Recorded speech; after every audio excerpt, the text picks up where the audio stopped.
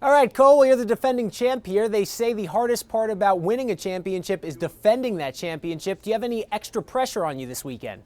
At the end of the day, you just try and take it one lap at a time and go from there. But we had, such an incredible year last year winning that championship. And I think what taught you there is that you really just got to take it one lap at a time and be there at the end of the race, because you never know what's going to happen. These races get so crazy for this championship. 9 career starts on this track in Phoenix, and you've done pretty well. Does that help you in this situation, or is everything out the window with a championship on the line? Yeah, I mean, Phoenix has always been a solid track for us. Had some really good results here. Obviously won the championship here last year, so we have a good notebook, and we definitely can rely on that. But you have to bring everything you got. I mean, these races are not easy to win with the competition you're up against, so you have to always have to keep up with things. Now, this is the last race for your team. We know you'd love to send them out with a big win. How important has that team been to you, and how much happens behind the scenes to put you in position to win on race day? Yeah, I mean, I think the team in general, I mean, that's probably the most unsung thing in NASCAR,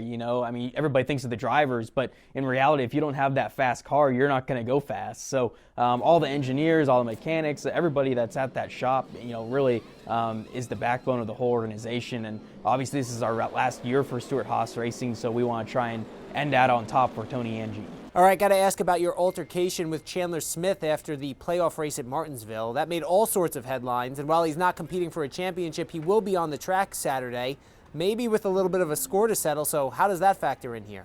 I think at the end of the day, you just try and take it one lap at a time and kind of go from there. I mean, what happened last week, but you just try and go out there and race how you get raced and go from there.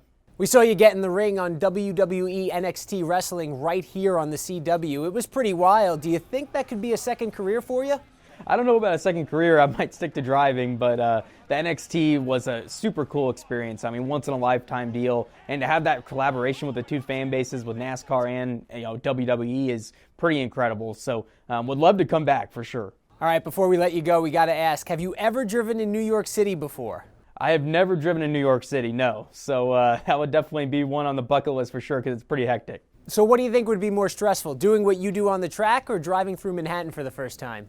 Oh, that's a toss-up. I don't know what would be more stressful, trying to beat doors with the taxi cabs and everything in New York, or running on the racetrack. But it would be a good fight. Yeah, these streets definitely not for the faint of heart, but we don't drive nearly as fast as you do. Cole Custer, the defending Xfinity Series champ, thanks for joining us, and good luck this weekend.